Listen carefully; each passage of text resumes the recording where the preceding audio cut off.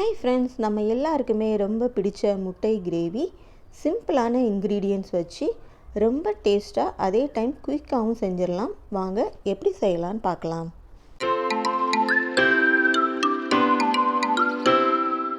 Pan heat ஆனதும் 2 table spoon கடுகு உளுத்தம்பருப்பு சேர்த்துக்கலாம். 10லேருந்து 15 முந்திரி பருப்பு, 1 டேபிள் ஸ்பூன் வெந்தயம் மீடியம் ஃப்ளேமில் நல்லா வாசனை வர்ற வரைக்கும் வறுத்து ஒரு பிளேட்டில் எடுத்து வச்சுக்கலாம். மசாலா பவுடர் ரெடி பண்ண 1 டீஸ்பூன் மிளகு, 3 வரமிளகாய், 4 கிராம்பு, 2 டேபிள் ஸ்பூன் தனியா, 1 டீஸ்பூன் சோம்பு, 1 டீஸ்பூன் ஜீரகம், 1 மராத்தி மொக்கு, 3 துண்டு பட்டை, 1 பிரிஞ்சி இலை, கல்பாசி சிறிதளவு சேர்த்து நல்லா வாசனை வர வரைக்கும் மீடியம் ஃப்ளேமில் வறுத்து தட்டில் ஆற வச்சிடலாம். முதல்ல நம்ம வறுத்த முந்திரி பருப்பு மசாலாவை தண்ணி சேர்த்து பேஸ்ட்டாக அரைச்சி எடுத்துக்கலாம். ரெண்டாவதாக வறுத்த மசாலாவை ட்ரை பவுடராக செஞ்சு எடுத்து வச்சுக்கலாம்.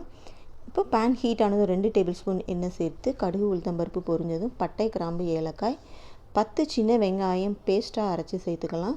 ஒரு பெரிய சைஸ் தக்காளி, ஒரு பச்சை மிளகாய் சேர்த்து அரைத்த விழுதை சேர்த்துக்கலாம். 1 டேபிள் ஸ்பூன் இஞ்சி பூண்டு விழுது சேர்த்து பச்சை வாசனை போகிற வரைக்கும் வணக்கி 1/4 டீஸ்பூன் மஞ்சள் தூள், 1 டேபிள் ஸ்பூன் மிளகாய் தூள், 2 டேபிள் ஸ்பூன் தனியாத்தூள் சேர்த்துக்கலாம். 1 டேபிள் ஸ்பூன் கரம் மசாலா சேர்த்து நல்லா பச்சை வாசனை போகிற வரைக்கும் வணக்கி நம்ம ஏற்கனவே வறுத்து வைத்திருந்த கடுகு, முந்திரி பருப்பு, வெந்தயம் சேர்த்த மசாலாவை இதில் சேர்த்துக்கலாம். மசாலா கொதிக்கிறதுக்கு தேவையான தண்ணியை சேர்த்து நல்லா கொதி வந்ததும் இந்த ரெசிபிக்கு தேவையான உப்பு சேர்த்துக்கலாம். ஒரு சிறிய எலுமிச்சை அளவு புளி எடுத்து நல்லா கரைச்சி குழம்பு ஒரு கொதி வந்ததும் புளி கரைசலை சேர்த்து நல்லா கொதிக்க விடலாம்.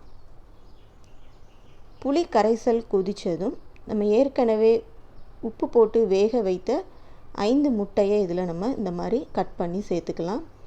முட்டையை நம்ம கட் பண்ணி சேர்க்கும்போது எல்லா மசாலாவும் நல்ல முட்டையில் இறங்கியிருக்கும், ரொம்ப டேஸ்ட்டாக இருக்கும். இப்போ நமக்கு முட்டை கிரேவி ரெடி ஆகிடுச்சு.